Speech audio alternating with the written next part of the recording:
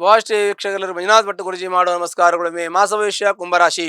ಕುಂಭರಾಶಿ ಇರತಕ್ಕಂಥ ಅತ್ಯುತ್ತಮವಾಗಿರುತ್ತೆ, ಶುಭಫಲ ಇದೆ ಅಂತ ಹೇಳ್ತೀವಿ. ಕಾರಣ ಏನು ಅಂದ್ರೆ ಗುರುವಿನ ಪೂರ್ಣ ಅನುಗ್ರಹ.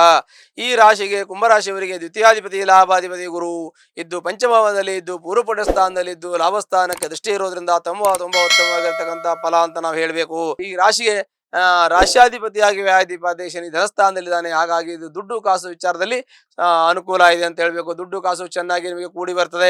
ಹಣಕಾಸಿನ ಅನುಗ್ರಹ ಅನುಕೂಲ ಆಗತ್ತೆ. ಸಾಲ ಇದ್ರೆ ಸಾಲ ತೀರಿಸಬಹುದು, ಸಾಲ ಕೊಡಬಹುದು, ಅದು ಅನುಕೂಲ ಆಗತ್ತೆ. ಹಣಕಾಸಿನ ವಿಚಾರದಲ್ಲಿ ಜಾಗ್ರತೆ ವಹಿಸಬೇಕು ಅನ್ನುವಂಥದ್ದು ಬಹಳ ಮುಖ್ಯವಾಗಿರುತ್ತೆ.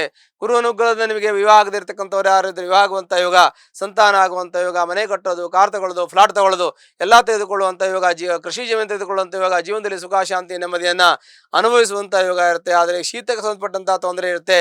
ಅಂದ್ರೆ ನಿಮಗೆ ಥೈರಾಯ್ಡ್ ಅಂದ್ರೆ ಕುತ್ತಿಗೆಗೆ ಸಂಬಂಧಪಟ್ಟಂತೆ ಕತ್ತಿಗೆ ಸಂಬಂಧಪಟ್ಟ ಥೈರಾಯ್ಡ್ ನಿಮಗೆ ತೊಂದರೆ ಕೊಡೋದು, ENT ಪ್ರಾಬ್ಲಮ್ ಬರೋದು, ಆಮೇಲೆ ಕಣ್ಣಿನ ಸಮಸ್ಯೆ ಬರೋದು, ಮತ್ತೆ ಕೆಲವೊಂದಷ್ಟು ನಿಮಗೆ ಹೊಟ್ಟೆ ಸಮಸ್ಯೆ ಬರೋದು, ಗ್ಯಾಸ್ಟ್ರಿಕ್ ಆಗೋದು, ಆ ನಂತರದಲ್ಲಿ ಕಿಡ್ನಿ ಸ್ಟೋನ್ ಆಗೋದು, ಲಿವರ್ ಜಾಮ್ ಆಗೋದು, ಡೈಜೆಷನ್ ಆಗೋದು, ಈ ತರ ಸಮಸ್ಯೆಗಳು ಬರೋ ಸಾಧ್ಯತೆ ಇದೆ. ಬಹಳ ಜಾಗ್ರತೆ ವಹಿಸಬೇಕು. ಜಾಗ್ರತೆ ಏನು ವಹಿಸೋದು ಅಂತಂದ್ರೆ ಆಹಾರದಲ್ಲಿ ಮಿತವಾದ ಆಹಾರವನ್ನು, ತಾತ್ಕಾಲಿಕವಾಗಿ ಔಷಧಿಯನ್ನ, ಮತ್ತೆ ಸರಿಯಾದ ಒಂದು ವೈದ್ಯರ ಸಲಹೆಯನ್ನು ತೆಗೆದುಕೊಂಡು ಹೋದಾಗ ಆರೋಗ್ಯದಲ್ಲಿ ನಿಮಗೆ ಸಮಸ್ಯೆಗಳು ಬರದೇ ಇರುತ್ತೆ. ಆ ನಂತರದಲ್ಲಿ ಮಕ್ಕಳು ವಿದ್ಯಾಭ್ಯಾಸ ಚೆನ್ನಾಗಿರುತ್ತೆ, ಒಳ್ಳೆ ವಿದ್ಯಾವಂತರು ಜ್ಞಾನವಂತರಾಗ್ತಾರೆ. CS ಮಾಡುವುದು, ಗಣಿತಶಾಸ್ತ್ರದಲ್ಲಿ ಮಕ್ಕಳು ಒಳ್ಳೆ ವಿದ್ಯಾವಂತರಾಗ್ತಾರೆ, ಜ್ಞಾನವಂತರಾಗ್ತಾರೆ. ಅದು ಬಿಟ್ಟರೆ ನಿಮ್ಮ ಮಕ್ಕಳು ಸೈಂಟಿಸ್ಟ್ ಆಗ್ತಾರೆ.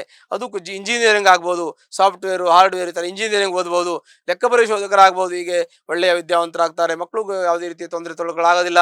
ಓದ್ತಾ ಇದ್ರೆ ಚೆನ್ನಾಗಿ ಓದಿ ಮುಗಿದ್ರವರೆಗೆ ಉದ್ಯೋಗ ಕೂಡ ಸಿಗುತ್ತೆ. ಅದು ಕೂಡ ನಿಮಗೆ ಪೂರ್ವ ಪುಣ್ಯ ವೃದ್ಧಿ ಆಗುತ್ತೆ ಅಂತ ನಾವು ಹೇಳ್ತೀವಿ.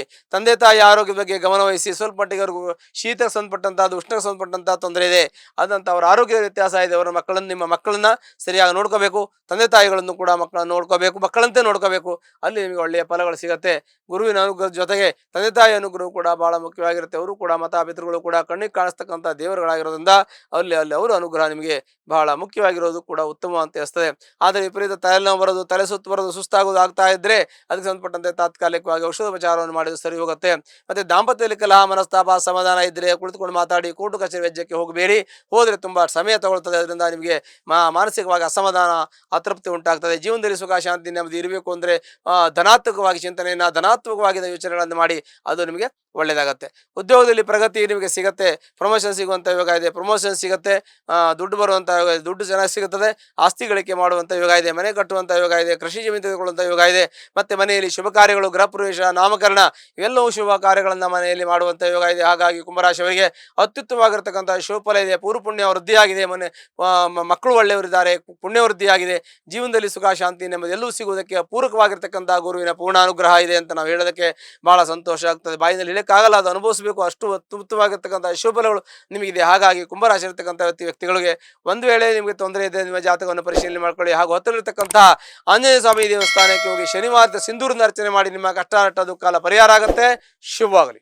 ಲೇಟೆಸ್ಟ್ ಹಾಗೂ ಇಂಟ್ರೆಸ್ಟಿಂಗ್ ಸುದ್ದಿಗಳಿಗಾಗಿ ಬಾಸ್ ಟಿವಿ ಕನ್ನಡ ಚಾನೆಲ್ನ ಸಬ್ಸ್ಕ್ರೈಬ್ ಮಾಡಿ. ಹಾಗೆಯೇ ಬೆಲ್ ಐಕಾನ್ ಪ್ರೆಸ್ ಮಾಡಿ. ಇದರ ಜೊತೆಗೆ ಫೇಸ್ಬುಕ್, ಇನ್ಸ್ಟಾಗ್ರಾಮ್, ಎಕ್ಸ್ ನಲ್ಲೂ ಮಿಸ್ ಮಾಡದೆ ಫಾಲೋ ಮಾಡಿ.